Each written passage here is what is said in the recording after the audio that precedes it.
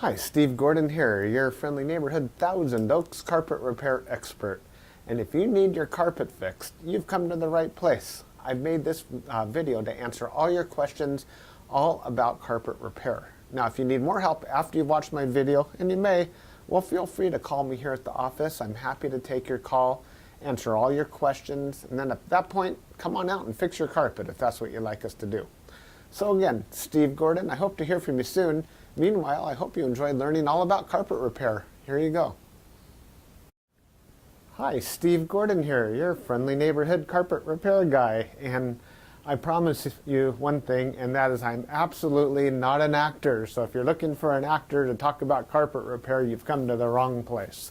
But if you want to know about carpet repair, whether it be carpet stretching, patching, Berber carpet repair, commercial carpet repair, transitions between your carpet and a floor, maybe your stairs need repaired, a seam could need repaired, or a few other things, well, in that case, you have come to the right place, because I'm going to talk to you about that, and I'm going to try to answer as many of your most frequently asked questions as possible.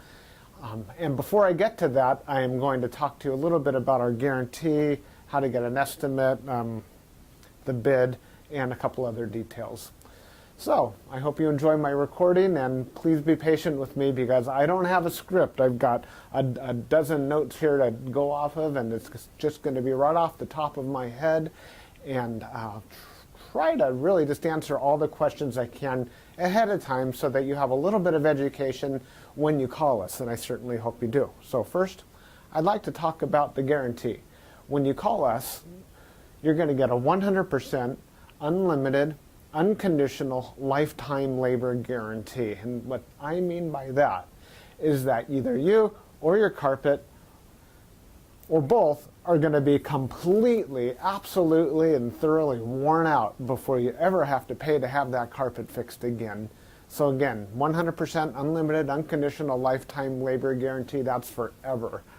How you get your estimate in the first place is after you watch this recording, give us a call here at the office, and we're going to give you something like a phone guesstimate. We'll give you an idea of what you might expect to pay. We might tell you something like between $150 and $300, or we might say between $200 and $400, or something like that. We're not going to know exactly, or even not even all that close, how much it's going to cost to have us fix your carpet for you. So if you feel like we're in the right sort of price range, then we're going to schedule an appointment to come on out and actually give you an absolutely free, no obligation bid. At that point, if you feel the bid is fair, and I'm sure you will because it's our business model to give you a fair price so that we could do the job right then and there all in one trip. We would really love to just do it in one trip. Now, I understand that sometimes you need to get a bid on one trip and then come back at a different time, have us come back at a different time to actually do the work.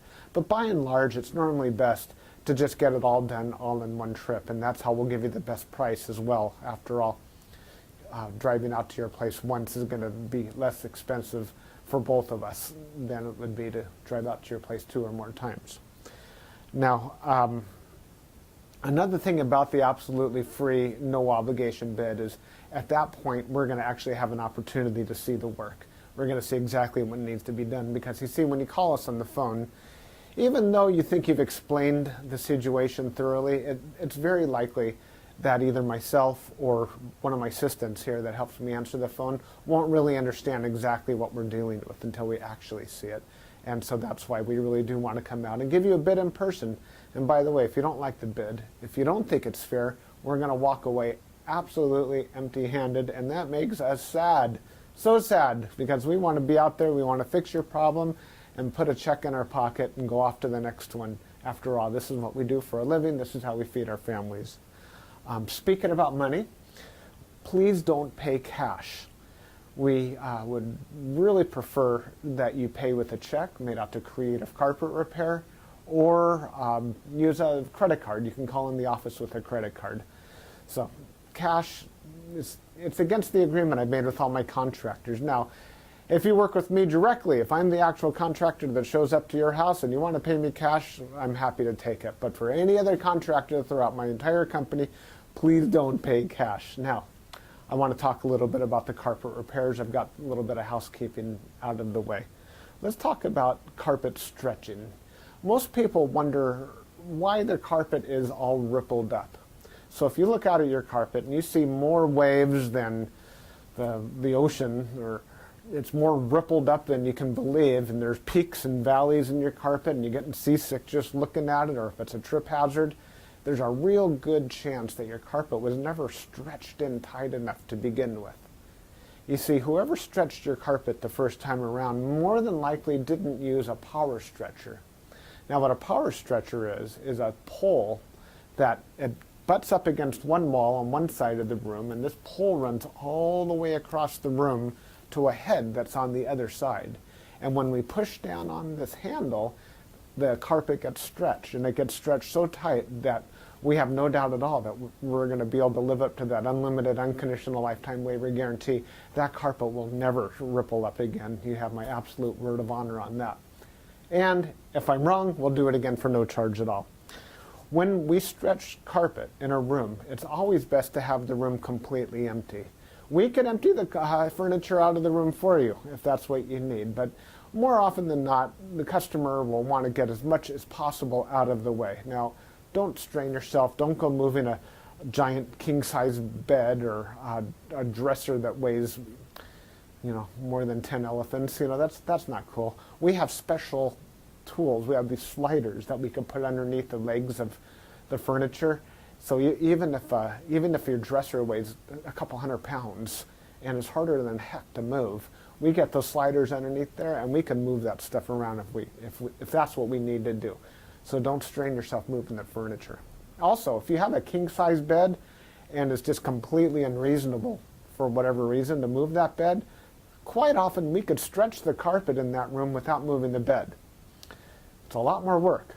Those poles that I spoke about, they go actually underneath the bed, so we stretch the carpet right underneath the bed to the other wall. And it's a lot harder. It takes us a lot more time and effort, but it can be done. So that's a little bit about carpet stretching. We use a power stretcher. We don't just kick it in with our little Susie Homemaker little knee kicker, and it leaves a little bit of extra carpet at the end. We cut off that excess, and you'll see how much carpet we cut off when we're done. We throw it in a bag, and we tuck in the carpet along the edge, and boy, life is good. It looks so much better. One thing that you might be aware of when we finish, though, is if you had large ripples, the carpet could be soiled along the top ridge of those ripples more than at the valleys, and that makes sense. Where you're walking, that's where it's going to get more dirt. So after you stretch the carpet is a real good time to have the carpet cleaned. Also, the carpet's out of the room, and the furniture is out of the room, and it's just a great time to clean the carpet. It looks a lot better at that point.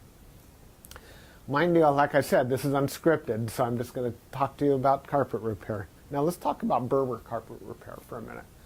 Berber carpet repair has rows. Well, Berber carpet has rows. And actually the word Berber carpet, or the name Berber, it isn't exactly accurate. Berber carpet actually comes from a place out in the Middle East, country or countryside, where the area is called Berber. The Berber people or something like that. Anyhow, it's a very expensive rug, Berber rug. That's the actual meaning of the word Berber rug. The Berber carpets that we find today are very similar. There's loops and there's rows, and if you pull on one of those loops, or rows becomes unglued somehow, it could make a run, what we call a Berber run. So when you pull on that thread, it's like it's unzipping right in front of you. It's like, oh my gosh, what has happened?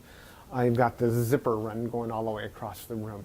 Now your higher end Berber carpet, that doesn't likely happen. It almost never does. But the lower end, middle of the road and lower end Berber carpet runs all the time. So when we fix a Berber carpet, what we're going to want to do is take out the bad area and patch a new piece in there. Sometimes we could actually weave a little bit of some new loops right into the place where that carpet has come unfurled. But more than likely, we're going to want to put in a Berber patch in that area. One reason that Berber comes apart at the seams is because the carpet was never sealed at the seams well enough to begin with. Your carpet installer that originally installed that carpet was supposed to use a latex sealer or even a glue gun or something to seal the edges of the carpet. Now, if they don't seal the edges of the carpet, that's one reason that Berber carpet is just going to unfurl like crazy. So when we put in a patch or fix a Berber carpet, that area gets sealed. Now, we give the unlimited, unconditional lifetime waiver guarantee on Berber carpet as well. But mind you, just because, let's say you have a 12-foot seam and we fix 3 feet of it, that's the part that we guarantee. The rest of the seam we're not going to touch. And you may have a problem with that in the future. And that's certainly not our business to cover something we've never actually worked on before. Now, after Berber carpet patching, I'll just talk about carpet patching in general. And this includes the Berber. When you call us to have your carpet patched, the first thing that we're going to ask you is if you have any extra carpet to do the patch with. If the answer is yes, well, we're golden. We're ready to do the job. If you say no, you don't have any extra carpet to do the patch with, we'll ask, well, can we take the carpet from a closet or maybe even from underneath a piece of furniture? Because what we can do is we can take a piece of carpet from a closet and patch it right into your damaged area. And it usually works out really well. Most people would rather have a piece of carpet missing out of their closet than have a terrible, nasty area in the middle of their room where they'll see it all the time. After all, inside the closet, you usually have that covered up with shoes and old photographs and baseball bats and everything you've ever collected in your life. More about carpet patching is if you don't have the carpet to do the patch, there's really nothing I can do to help you. So you're going to need to find that carpet to do the patch with before you bother having us come out there, because if we don't have the carpet to do the patch, we're stuck. Our hands are really tied. There's nothing we can do. Now, you're probably wondering how the patch is going to look when we're finished. It's real hard to say, especially in a recording like this. So just between you and me and a million of our closest friends here watching this recording through time, that patch is likely to be visible. You see, if you take a piece of carpet that's never been walked on, it's never been soiled, it's never seen the light from the window coming in so it hasn't faded out, and you take that brand new looking type of carpet or piece of carpet and patch it in to an area that has been worn, it has been soiled, it has been faded out by the sunlight, well, certainly you're going to see the difference between the new carpet and the older carpet because it's patched right in the middle there. Certainly it's going to look a lot better than the situation you probably have right now, but patches are visible. Another reason a patch might be visible would be because, well, thick carpet, thick nap or plush carpet hides the seams quite well. A short nap carpet, like a Berber carpet, for example, or any of the commercial type carpets, they're very short nap. They show the seams far more. Another thing is that the rows have something to do with it. When we cut a carpet in the same direction as the row of the carpet, well, those seams are by and large less visible than the seams that we cut that cross the rows. When we cross the row, well, it's unavoidable to do that if that's what we have to do to make a patch. And those seams stand out a little bit more than the ones that go along with the rows. So carpet patching, that's what we specialize in. We could absolutely do that for you. Have the carpet available for us, and we also back up our patches forever, just like everything else, just forever and ever and ever. That patch will never come up. After patching, well, we could talk a little bit about pet damage also when we talk about patching. If you have an animal, a dog or a cat, or I've even seen it's been a bunny or a few other animals that have actually gotten locked behind a closed door. What'll happen is they'll get that separation anxiety and they'll try to dig their way out and they'll just rip the heck out of the carpet. That's one of the main reasons we'll do carpet patching. If that's the case, well, certainly it's just like any other patch. You supply the carpet, we'll put it in. However, if that animal didn't tear up the carpet, if they actually urinated on the carpet, there's a whole other thing we can do about that, and I'm going to need your help for that. What we'll do is we're going to ask you to go to the pet store or go online and buy twice as much of a product as you think you're going to need, maybe 4 times as much, to actually kill the odor.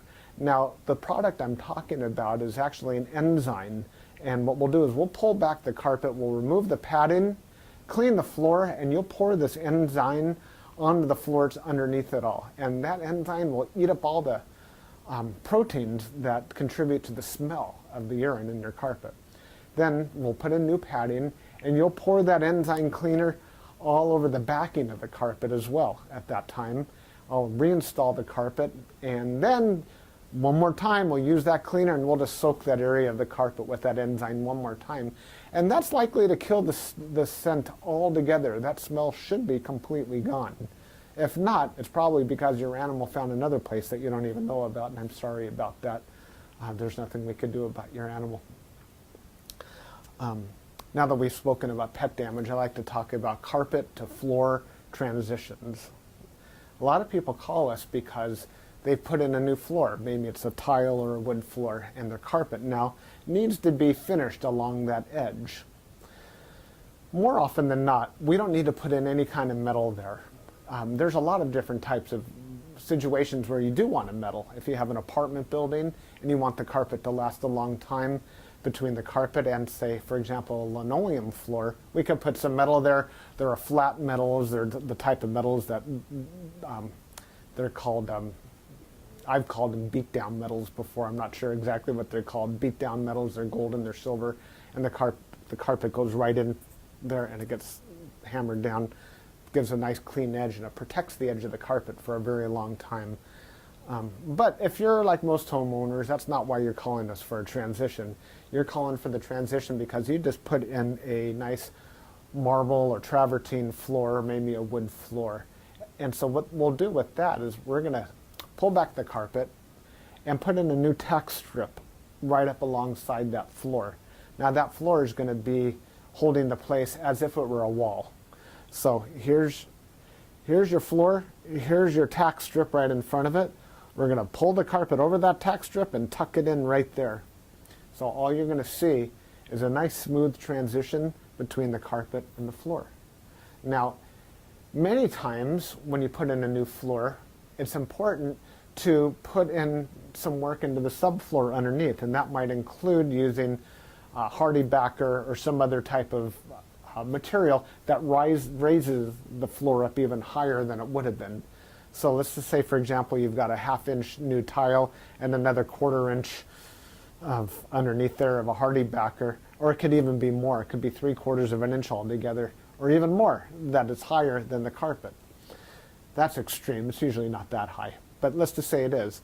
If we just bring the carpet up and end it right there, well, you're going to stub your toe against that thing. You're going to be cursing to holy high heaven every time you do that. It's just not fun at all. Trust me, it's not. You'll understand if you ever do that. What we're going to want to do in that case is one of two different solutions. We're going to do one of two solutions.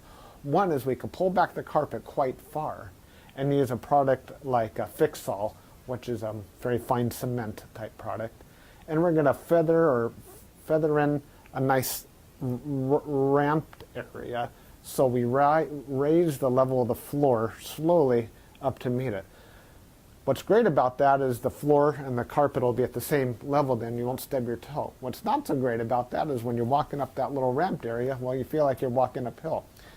There's really no way around that I know of outside of pulling out all your carpet and floating a whole new layer of concrete, self-leveling concrete on the entire concrete floor and underneath. That's a lot of work. It's possible that would be the perfect way to do it if I were working on a $10 million home in Beverly Hills, that's probably what I would be doing. I would be raising the entire floor to be level with, so the carpet could be level with the floor. But here in the real world, what we'll normally do is rise it up with some Fix-All, or we could do it even easier. We could use shingles, cedar shingles. Cedar shingles are about that long, and that makes a nice little ramp up, and it normally works just beautifully. It's quick, it's easy, we can get it all done in one trip. So we're going to raise the level of the carpet right up to the level of the floor, and you're just going to be happy as can be about that. Some transitions are round, curved. Other transitions could be squared. We can do, there's 100 types of transitions out there. And if you look on the internet under carpet to floor transitions, you're going to see a lot of examples. Perhaps even on my website, you can see some other examples. And so when you call us, you can explain what you're dealing with, and that would help us with the program here. Stairs. So, do you have a problem with the carpet on your stairs? I did a job like this just today, where the cat had actually torn away the corners of almost every stair all the way up the stairway. The lady was not happy about this. My solution to this was that, well, first of all, I asked her, do you have any extra carpet? And the answer was yes. You can take the carpet out of a closet. And I told her, well, you're going to have carpet missing out of a closet. And she said, well, that's fine. You can put this carpet in the closet. So she had something that didn't match at all. And she didn't mind because, well, she just didn't care that the carpet in the closet didn't match halfway through. So I took the carpet out of the closet, and the first thing I did is I completely replaced the first two stairs, because after all, the first stair or two wears out faster than everything else anyhow, and those first two stairs were pretty trashed. Instead of just fixing the little corners, just replace the entire stair if you can. It'll make a world of difference to have something new there. With all the rest of the stairs, I just did these little bitty patches all the way up one side and all the way down the other, and it was just beautiful. I think it gave her probably another 10 years of life to her carpet to fix those stairs. Another thing you could do with stairs, what some of my customers have done, and I love this idea, is replace the entire stairway by, well, let me back up a little bit. Let's just say you have a 3 or 4 bedroom house, and it's the same carpet throughout the entire house, and your stairway is pretty much in the middle of it all. And if you replace the carpet on your stairs, well, it's going to be a slightly different color than the rest of your carpet, and that's going to look low class, and we don't like that, do we? No, we don't. What I would suggest in that case is that we take the smallest room in the house, maybe a small bedroom or nursery, and pull the carpet out completely from the smallest room in the house and buy new carpet for that room. Then we have maybe a 12 by 12 piece of carpet, and we can replace the entire stairway with that carpet. That way it matches the entire rest of the house except for that one room. That'll easily save you $4,000, $5,000, $6,000, $7,000 right there. And it's a lot less work too. So I like that idea. You get a whole new stairway. A lot of people, you walk in the front door and there's the stairway right there. If the stairs look bad, it's hard to recover from that first impression. So take my word for it. That's a really great way of going. Now stairs. Commercial carpet repair. If you have commercial carpet and that needs to be repaired, it either has ripples and waves or it needs a patch. If it's rippled, it might need to be stretched. We've already talked about carpet stretching. On the other hand, it might have a different issue. It could be your commercial carpet was glued down to concrete to begin with. If that's the case, what we do is we actually take a knife and we just cut right down the middle of those ripples, cut right down those bubbles, and we will re-glue the carpet right underneath there and smush it all down, and believe it or not, those bubbles are going to be completely gone. They might be completely invisible when we're finished. You won't even see where we cut it, because where we cut it is exactly where we put it back together. The carpet will be nice and tacky before we push it back down. It's a great solution. But if the carpet needs to be stretched, well, we have to get the power stretcher out, and we'll fix it up that way. Now, if your carpet in your commercial building, say you have an office, is because, let's just say that you removed a wall between two rooms. If that's the case, you may have a strip of carpet that's missing. It's always a great idea to just get a completely different color. So if you have blue commercial carpet, go get a piece of red or black. Just something completely different, because a patch going all the way down through the middle of the room that's just a little bit off, it looks low class again. But if we put a strip of red down the room, or burgundy or black, people walk in and they go, oh yeah, these people have got some class. They got a decorative idea. So that's just my opinion. Use a completely different color if it's something goes all the way across the room. Now if it's just a patch, a small patch for whatever reason, and you have a little extra carpet, we can always patch it in with whatever you have. Seam repair. Good news and bad news. The good news about seam repair is that we can make your carpet so the seam doesn't keep getting worse. The bad news is that if it looks bad now, it's probably not going to ever look good again, regardless of what we do to it. Seams have to be done properly the first time. You see, when we seam a carpet together before it's installed, we'll use a straight edge and we'll cut down both sides of the carpet, and then we're going to seal the carpet on both edges, and then we're going to seam it together, and it'll be perfect. When it's completely cooled down, then we stretch it in. If we go back and try to open up the seam and cut that carpet off and try to bring it together, the chances of it ever looking better are right around 0.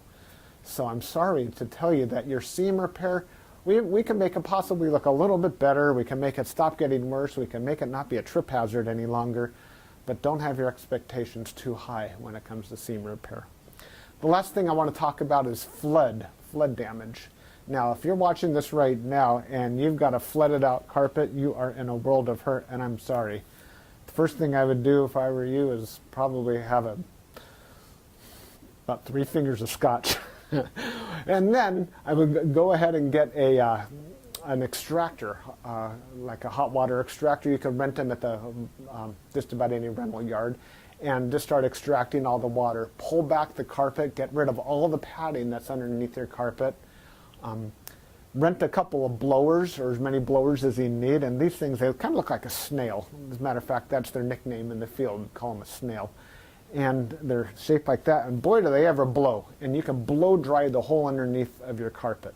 Set it up and get the carpet completely dry. At that stage, that's when you call us, and we can supply new padding, put a new pad, reinstall your carpet, clean the carpet for you if you're in an area that we do carpet cleaning, and life is good. You can put your furniture back and you'll be happy again. You don't have to do it yourself. If you want to call a company, even ours, depending on your area, can do that extraction for you as well. Now, if it's really flooded, I mean, seriously, like you're ankle deep in water, don't even bother. It's beyond almost everybody's ability. That means that your baseboards are all going to be all wet. A professional company will come in and remove your baseboards, and we don't do that ourselves. They'll remove your baseboards, they'll drill holes in the wall, attach blowers to your walls, and blow dry the entire area, inside the walls and out, the carpet, the floor, the whole shebang. And then we can come in and put the carpet back down at that point. So I hope that I've answered your questions. If you have any additional questions, now that you've heard me talk for the last I don't know how long, feel free to call me here at the office. I would be just tickled pink to hear from you. If I'm not here, one of my assistants, whoever answers the phone, will be well trained and will be able to answer any questions that you have about carpet repair. And then at that point, we'll be absolutely positively honored if you would have us just come on out to your place and fix your carpet for you. And that's all I have to say. Again, I'm Steve Gordon, and I promised I wasn't an actor, and by now you believe it. I'm a carpet repair guy, and I'll be looking forward to hearing from you, so please call me. Thanks. Bye-bye.